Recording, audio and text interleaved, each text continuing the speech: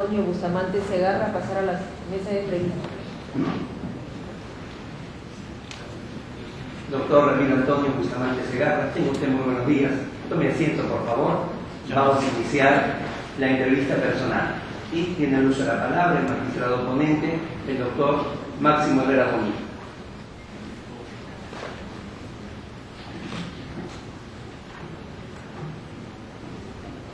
Buenos días, doctor Ramiro Antonio Bustamante Segarra, postulante de esta plaza de juez supremo, juez natural de Arequipa, actualmente es miembro de la segunda sala civil, ¿no? ¿Cuánto tiempo tiene acá en la segunda sala civil? Hace 4 años van a ser la segunda sala civil. 4 años. Pero usted como juez superior titular está desde 2004. Desde 2004, ¿cierto? ¿Nos puede brevemente señalar su trayectoria dentro de la magistratura? Bien, doctor. En el año de 1994, la Sala Plena del Corte Superior de Justicia de Arequipa tuvo a bien considerarme dentro de la lista de magistrados suplentes para el cargo de juez civil en esa época, hoy juez especializado en lo civil. Y fui convocado en el mes de febrero para reemplazar a un juez que salía de vacaciones. Asumí este reto y me hice cargo de este juzgado que para mi suerte o para mi desgracia fue un juzgado que estaba bastante desordenado y tenía una serie de problemas. Pero afronté este reto y dije voy a poner al día este despacho para ver que si se puede trabajar en forma eficiente. Y empecé a desarrollar mi labor. En esa época no teníamos computadoras, teníamos que editar las sentencias a máquina de escribir y lamentablemente no se podía avanzar más de 1 o 2 sentencias al día. Sin embargo, había muchísimos procesos, por ejemplo, en esa época cobro ejecutivo de soles, había procesos de alimentos, ¿no? Y yo en mi domicilio tenía una computadora. Entonces empecé a llevarme los expedientes a mi casa y empecé a hacer las sentencias, hice formatos y pude elevar muchísimo la carga procesal del juzgado y dejar a fin del mes que me tocó reemplazar ese juzgado al día. Sin embargo, lamentablemente me gané mi primera queja, porque un abogado me prestó una queja indicándome que en el juzgado no había computadora y cómo se había hecho esa sentencia en una computadora. Doctor, disculpe que me interrumpa. Sí. Usted mismo dice que en el año 94 comienza esa labor en la judicatura, en este juzgado civil. ¿Usted ya tenía la formación de la especialidad civil o a raíz de esta decisión de convocarlo, usted comienza? No, siempre ha sido mi formación civil. Doctor, yo me gradué en el año 1988, entré a laborar en un prestigioso estudio jurídico de Arequipa en el área civil y siempre me he desempeñado en el área civil. Y una de las cosas que siempre lucho con el Poder Judicial es que debe respetarse la especialidad, ¿no? Justamente en la comisión que hay presidida por el Consejo Nacional de la Magistratura para modificar la ley de la carrera judicial, yo he presentado 2 iniciativas, una de ellas referente a que se respete el principio de especialización y el otro que se respete la meritocracia. En ese sentido, usted toca el tema, por ejemplo, a nivel de las convocatorias que hace el Consejo para jueces superiores y supremos, ¿debía hacerse por especialidad? Así es, en mi propuesta, en mi iniciativa que presentó al Consejo, justamente indicó eso, que para los jueces especializados, por ejemplo, si las convocatorias son específicas para un juzgado, sin embargo, para los jueces superiores, los jueces supremos, son plazas abiertas, lo cual no me parece que respete el principio de especialidad que consagra la ley de la carrera judicial, y deberían ser por plazas específicas. De nada valdría que ustedes nombren a un magistrado, por ejemplo, que sea una lumbrera en el área penal, que tenga una especialidad en el área penal, que tenga libros, que tenga una formación penal y vaya a la Corte Suprema y lo pongan a laborar en una sala civil, ¿no? Yo creo que la especialidad es fundamental si queremos mejorar nuestro sistema de administración de justicia. En ese sentido, usted en el año 97 de juez civil provisional pasa a ser juez superior provisional también. Sí, en esa época se También generó una norma de jueces supernumerarios que era para ir a apoyar la labor de las salas, y por mi buena gestión que hice como juez suplente se me designó juez provisional para que me haga cargo de la segunda sala civil, justamente junto con otro magistrado más, para conformar una sala colectiva de 5 magistrados. Y de ahí ya en 2004 es nombrado juez superior titular. Así es. Estoy viendo su medida. Usted tiene maestría en Derecho Constitucional y Tutela Jurisdiccional de la Universidad Nacional San Agustín. Sí. También en la Universidad Católica tiene otra maestría en Tutela Jurisdiccional. También tiene doctorado, 2 doctorados, ¿no? ¿Es así? Sí, uno graduado de Ciencias Forenses y Criminalística y otro sobre Derecho. Okay. Después, doctor, vemos los documentos de calificación de desempeño profesional. Tiene buenas notas, altas notas, y también usted tiene publicaciones. Ha escrito un libro sobre el Código Procesal Constitucional comentado. Dentro de estas publicaciones, acá hay una sobre un ensayo sobre la nulidad de oficio de los actos administrativos. Esta nulidad de oficio entiendo que debe ser la que emerge de la ley de procedimiento general, la 444, que establece el plazo de 1 año para la nulidad de oficio, ¿cierto? Cierto. ¿Por qué es ese plazo, doctor? ¿Por qué el legislador no fijó, por decir, 2 años, 5 meses, 6 meses? Bueno, porque supongo que el legislador ha previsto que es un plazo razonable para poder que la propia autoridad administrativa pueda declarar nulidad de sus resoluciones, porque si no, obviamente no habría predictibilidad, ¿no? Ni seguridad jurídica, ¿no? Porque si una institución administrativa da una resolución, entra una nueva autoridad y deja sin efecto las resoluciones anteriores, y se podría causar un caos, ¿no? Teniendo el Estado, según la ley, este plazo de 1 año de nulidad de oficio, ¿por qué razón el usuario, el administrado, solo tiene un plazo de 3 meses para ir a pedir la nulidad de la resolución administrativa en una acción contenciosa? ¿Por qué esa diferencia en los plazos? Bueno, el Estado siempre tiene algunas prerrogativas especiales, lo cual no debería ser, ¿no? Porque en un proceso administrativo tanto el administrado como la administración deberían tener las mismas armas, ¿no? Para defenderse, ¿no? Pero son plazos que ha establecido el Aparentemente no habría equidad Así es. en esta distribución de plazos, por llamarlo así. Y ahora coméntenos sobre su ensayo. ¿Qué cosa nos dice? Bien, este ensayo se hizo en relación a que en la sala donde trabajaba veíamos que existían muchísimas resoluciones que estaban dando autoridades, justamente autoridades que ingresaban a los gobiernos regionales, a las alcaldías, que dejaban sin efecto las resoluciones dictadas por las anteriores autoridades, y muchas de las cuales eran vencido el plazo de 1 año, cuando la Ley de Procedimiento Administrativo General, la 2744, establece que se puede hacer, pero vía proceso judicial, pero no de oficio. Entonces me pareció importante poder hacer este aporte, ¿no? Para que esas autoridades conozcan y sepan que solo tienen el plazo de 1 año para poder hacer estas autoridades de oficio. Si quieren hacerlas porque existe alguna violación al derecho público, deberían hacerlo, pero en la vía judicial como corresponde. Y ahí no analizó, evaluó lo que fue materia de la pregunta anterior, por qué el plazo de 3 meses para el administrado y 1 año para el Estado.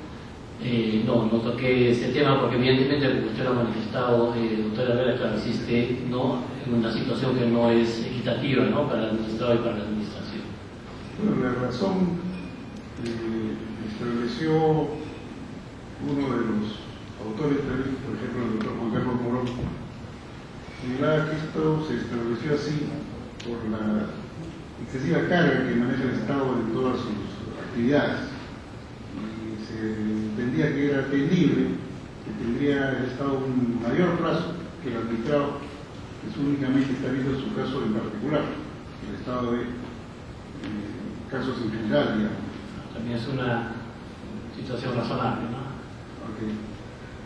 Después acá, otro ensayo suyo, aparece, usted lo llama interrupción de la prescripción por razón de interposición de la demanda. Entiendo que este ensayo debe ser porque antiguamente se decía que la interrupción se produce con la citación de la demanda, o sea, con la notificación de la demanda. No antiguamente, doctor, el Código Civil, el Código Procesal Civil expresamente o el Código Civil expresamente lo establece. Usted está señalando que no debe ser así. No, les explico, este fue un tema que lo presenté en el concurso que hizo el Poder Judicial en el año 2004 con ocasión de los 30 años del Código Civil, ¿no? Se convocó este concurso para poder presentar ponencias, ¿no?, de ejecutorias que hayan contradictorias respecto a temas del Código Civil. Yo presenté esta ponencia que logró una mención honrosa en este concurso, justamente porque existen sentencias contradictorias de la Corte Suprema. En algunos casos se establecía que la prescripción se interrumpe con la sola presentación de la demanda, y en otras sentencias se establecía que no, que era desde el momento que se cite a la parte demandada. Concluimos en este trabajo que debería ser desde la interposición de la demanda. ¿Por qué? Porque no se puede castigar al justiciable por una externalidad que depende del Poder Judicial. Por ejemplo, si un juez se demorase 3 o 4 meses en calificar una demanda y la central de notificaciones se demorase unos 3 meses más en notificarla, pasarían 6 meses y esta demanda habría prescrito, cuando no es culpa o responsabilidad del justiciable, sino del propio Poder Judicial, que se ha demorado demasiado tiempo, ¿no?, en poder admitir y notificar esta demanda, ¿no? Y se hizo justamente porque existían sentencias contradictorias al respecto. O sea, su posición por eso es que la interrupción debe producirse desde la interposición de la demanda. ¿No? Bueno, en materia laboral es así, pues, ¿no? Se interpone la demanda y cualquier plazo de prescripción y caducidad se interrumpe. Así es, pero en materia civil es distinto. Otro artículo que tiene gobernabilidad del Poder Judicial del año 2010. ¿Cuál es el alcance de este ensayo? Bien, este ensayo se hizo en una ponencia en el Congreso de Derecho Constitucional, justamente para abordar, ¿no?, la problemática de la administración de justicia. Ahí tocamos algunos temas sobre el Consejo Nacional de la Magistratura, otros temas justamente sobre la especialidad, sobre la especialización y sobre la meritocracia en la administración de justicia, la predictibilidad de las resoluciones judiciales. En cuanto a la predictibilidad, en ese artículo sosteníamos que debería publicarse, ¿no?, las sentencias no solo de la Corte Suprema, sino también de las salas superiores y de los propios juzgados, para que la población pueda tener conocimiento de las resoluciones que se vienen expidiendo, ¿no? En esa época todavía la Corte Suprema tenía establecido el portal para la sistematización de la jurisprudencia. En la anterior entrevista, su colega nos ha dado un alcance, un esbozo sobre el recurso de casación. Dígame, ¿usted comparte ello? ¿Qué se puede hacer para que no en la Corte Suprema no exista demasiados recursos y una sobrecarga al respecto? Bien, permítame discrepar en parte con lo manifestado por el doctor Arias. Yo considero que la Corte Suprema, como lo establece nuestro Código Procesal Civil, debe ser una auténtica Corte de Casación, ¿no?, y no pretender revisar nuevamente los medios probatorios, ¿no?, la forma como se ha resuelto un expediente. Por eso la Corte Suprema debe tener una función de uniformizar la jurisprudencia y de una interpretación correcta de la norma y la interpretación de las mismas. En este sentido, creo que el remedio ha salido peor que la enfermedad. La modificación del Código Procesal Civil respecto a la casación, en vez de ser más eficiente el recurso de casación, lo ha convertido en una tercera instancia de apelación y en una medida dilatoria que utilizan muchísimos abogados para dilatar la tramitación de los procesos. Antes de la modificación, por ejemplo, en las Cortes Superiores, nosotros establecíamos el plazo, la competencia, si era una resolución que ponía fin al proceso o no, y el pago de las tasas judiciales para que ese 30 recién pueda subir a la Suprema. Hoy en día, con la sola presentación de un recurso, aunque esté fuera de plazo, aunque no se trate de una resolución que ponga fin al proceso y aunque no pague tasa judicial, ese expediente tenemos que elevarlo inmediatamente a la Corte Suprema. La Corte Suprema se demora alrededor de 6 meses en calificar ese recurso. En 6 meses, por ejemplo, si no ha pagado la tasa, se notifica a la persona que ha interpuesto el recurso de casación para que proceda a pagar la tasa.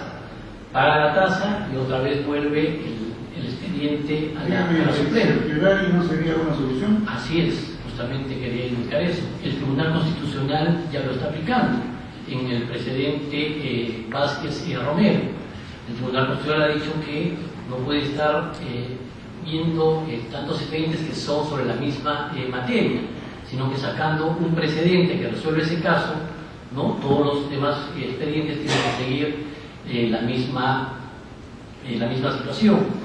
De igual manera, la Corte Suprema ha presentado un proyecto de ley para modificar, ¿no?, el Código Procesal respecto a la casación. Sin embargo, conocemos la forma como se desenvuelve nuestro Congreso de la República y mientras ello no ocurra, podría aplicarse el certiorario, porque la Corte Suprema actualmente está resolviendo miles de procesos, muchas situaciones que son irrelevantes, ¿no? Y se demora muchísimo en resolver estos procesos. Son 2 o 3 años que sube un expediente para que regrese a las Cortes Superiores, y eso está atentando contra la prontitud y la celeridad que deben tener los procesos judiciales. Uno de los graves inconvenientes que tenemos... Contra la predictibilidad, ¿no? Y también, por supuesto, uno de los graves problemas o cuestionamientos que tenemos de la sociedad es la demora en la tramitación de los procesos. Y la casación, como está reglamentada actualmente, no ayuda en nada de eso, sino contribuye a que se sigan dilatando los procesos, y creo que eso tenemos que solucionarlo prontamente. ¿Por qué, doctor? Usted no cuenta con medidas disciplinarias, nunca ha sido sancionado. Tenía, doctor, 2 medidas cuando era juez suplente en el año 94, pero desde que he sido juez superior en el año 1997 no tengo ninguna medida disciplinaria. Sin embargo, sí ha sido materia de varios procesos de amparo como demandado, ¿no? Sí, doctor, en el equipo existen muchísimos abogados que terminan un proceso judicial y pese a ser conscientes que no tienen la razón, continúan haciendo procesos de amparo, procesos de nulidad de cosa juzgada fraudulenta, ¿no? Pero como usted puede ver, ¿no?, la mayoría de ellos son declarados improcedentes. Acá hay una queja en trámite ante Ortegma, dice la queja 5995-2015, con inconducta funcional en trámite. ¿Sabe o conoce de qué trata esta queja? Sí, doctor, está en OCMA, solicité un informe, pero lamentablemente me han indicado que esa denuncia es una denuncia nueva, que así está en calificación y tiene la calidad reservada, y mientras no sea calificada no me pueden dar ningún informe al respecto. He presentado un documento en ese sentido que ha proporcionado el órgano de control. No le pregunto por la demás porque estoy viendo que han sido rechazadas. Igualmente una investigación preliminar 11-17-2015, pero dice trámite, pero con una propuesta del no de mérito de continuar con investigación preliminar. Sí, falta que se notifique esa resolución que ya da por archivada.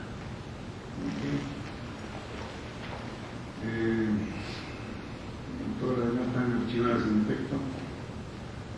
En denuncias ante el Ministerio Público, acá aparece una denuncia del 30-18-2014 por Plenicato, denunciado denunciante, no denunciado ese, ¿no? Parece que hay un error además, no funciona. Sí, pero si hay una denuncia de usted del 112-2014, delito contra la función pública, de la corrupción de Arequipa. ¿Por qué lo denunció la Procuraduría? Bien, este fue un problema de la Universidad Nacional de San Agustín, de la cual me desempeño como docente.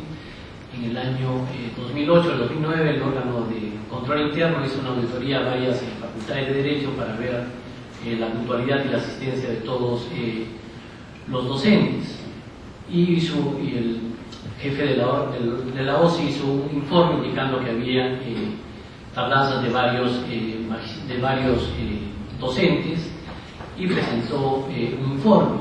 Sin embargo, posteriormente hicimos nuestros descargos respectivos y y se acreditó que no había tal inasistencia o impuntualidad, sino que el órgano de control únicamente había solicitado los partes físicos de asistencia y puntualidad, pero no el sistema informático que se había implementado en la facultad, y se solucionó ese problema.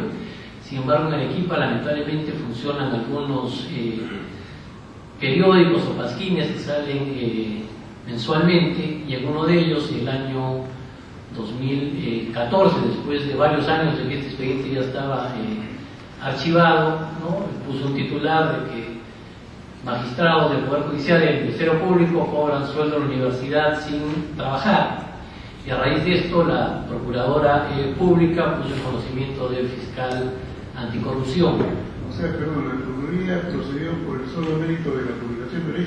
Así es, y cuando me entrevisté con la Procuradora Pública me dijo que era una disposición del Ministerio de Justicia que cualquier publicación que da a entender alguna otra corrupción tenía que ser investigado, y que por ese motivo ella estaba haciendo esta denuncia para que se investigue preliminarmente, ¿no? Se ha hecho la investigación y obviamente esa denuncia ha sido activada. ¿Usted considera que esa disposición, si fuera cierto, del Ministerio de Justicia, es valedera?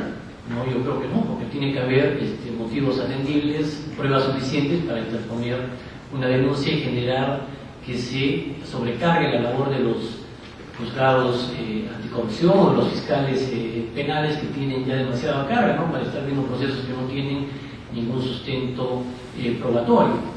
Pero lamentablemente la OMA, por ejemplo, también funciona de la misma manera. Cualquier publicación que saque contra un magistrado dispone que se haga una investigación preliminar, cuando previamente deberían ver la veracidad de esa información. Una evaluación sobre la veracidad, o por lo menos los indicios respecto a los hechos, ¿no? Así es, doctor. Definitivamente. Bueno, también acá aparecen dos denuncias pendientes de la Fiscalía Suprema de Control Interno, la 254.015 por circular de Vericatas. Sí, son dos procesos, doctor, que se derivan de procesos de ejecución de garantías. Lamentablemente en estos procesos de ejecución de garantías, como sabemos, la resolución final conlleva que se saque a remate un inmueble, ¿no? Y lamentablemente los justiciables no aceptan su responsabilidad de que adeudan estas sumas de dinero, ¿no?, y interponen estas quejas, ¿no? Está en trámite. Sí, están en trámite, sí. Hay otras 3 denuncias, pero ya concluidas, no hay lugar a abrir investigación preliminar. Usted es casado con un hijo. Con una hija. Con una hija, perdón. Tiene bienes, acá aparecen 4 propiedades, inmuebles, ¿no? Sin embargo, usted aclara que el inmueble de la calle Melgar 526. Sí, es un propio de mi esposa por herencia. Entonces hay una casa de playa, también bien propio de su esposo. No, ese es bien propio mío, porque tengo separación de bienes con mi esposa. Usted tiene un régimen de separación de bienes. Sí, doctor.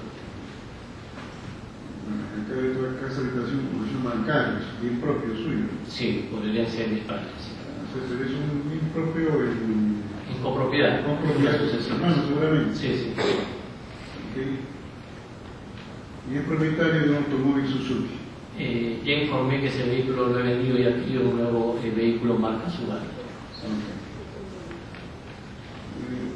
¿Cuáles serían sus aspiraciones, de ser el caso que usted pueda ser el juez supremo? Bien, ¿Cómo organizaría su trabajo, su despacho? Bien, como lo manifesté anteriormente, me he capacitado para poder asumir mayores responsabilidades.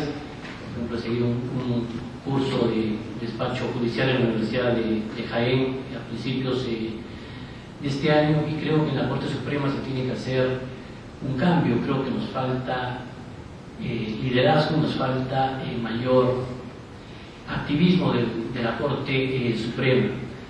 Si, por ejemplo, ponemos un ejemplo, el Código Procesal Civil fue promulgado en 1993 y el primer pleno casatorio civil es del año 2007, es decir, han pasado 14 años en que la Corte Suprema no ha tomado esta actitud de poder expedir precedentes que puedan servir para uniformizar la jurisprudencia. Hoy en día ya se ha mejorado este tema, ya se han expedido las conclusiones del séptimo pleno casatorio. Sin embargo, existen muchísimos temas como el que pusimos en debate respecto a la interrupción del plazo de prescripción, que también ameritaría que sea un pleno para establecer desde cuándo debe interrumpirse.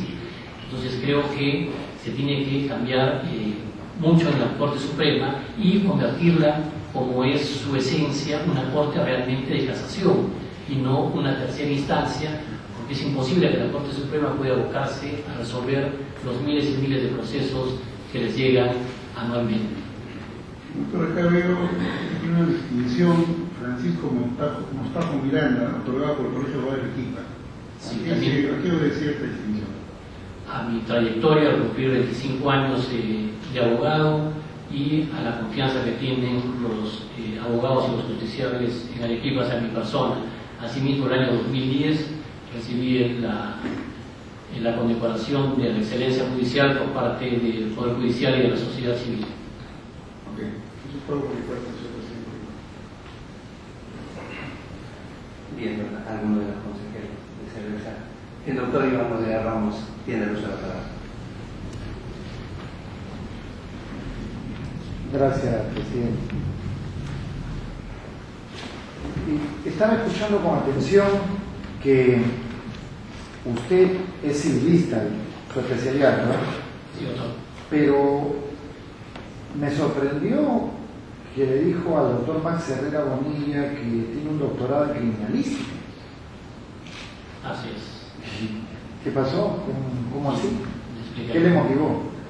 Me motivó, doctor, que cuando ingresé el año 2004, lamentablemente por ese incumplimiento del principio de especialidad, fui designado a una sala penal y me tocaron dos procesos de homicidio tramitados por el Código de Procedimientos Penales que habían subido a la Corte Suprema y habían sido anulados para que se haga un nuevo juicio oral.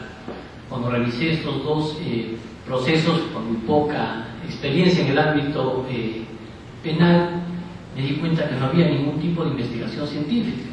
Lo único que había era una investigación mecanográfica, así la denominé yo, porque lo que había era, ¿no?, la instructiva del inculpado, la preventiva del agraviado, en este caso los familiares del agraviado, ¿no?, declaraciones de testigos, confrontaciones entre los testigos, pero no había mayores elementos científicos que pudiesen sustentar la acusación y la culpabilidad de estas personas. Cuando me puse a revisar el expediente, encontré que no había un adecuado manejo de la escena del crimen. En uno de los casos, por ejemplo, cuando citamos a una de las parientes de la persona fallecida, indicó que en el momento que se hacía la reconstrucción de los hechos, la esposa del que ahora estaba sindicado como presunto responsable había estado con el pie borrando unas huellas en el jardín, ¿no?, que había una parte de tierra donde había unas huellas. Entonces yo me explicaba, ¿cómo es posible que a la escena del crimen vayan yendo las partes que son inculpadas, ¿no?, o que son, digamos, que tengan algún tipo de responsabilidad, ¿no? Y en el otro caso se encontró en el presunto homicida restos de sangre en sus uñas. Sin embargo, la prueba científica que había hecho el Ministerio Público era únicamente del tipo sanguíneo y se estableció que era de un tipo de sangre O positivo, ¿no? Y tanto la víctima como el presunto victimario tenían el mismo tipo de sangre, cuando lo ideal hubiese sido hacer una prueba de ADN para establecer si esa sangre correspondía a la víctima o no. Entonces me motivó a escribir, mejor dicho, a realizar mi tesis sobre este tema, y aparte que en ese momento en el país no había mayor doctrina ni trabajos realizados. Posteriormente he visto su trabajo, doctor Noguera, lo felicito por su trabajo desarrollado respecto a este tema de la escena del crimen, que creo que es fundamental. En Arequipa, en el año 2009,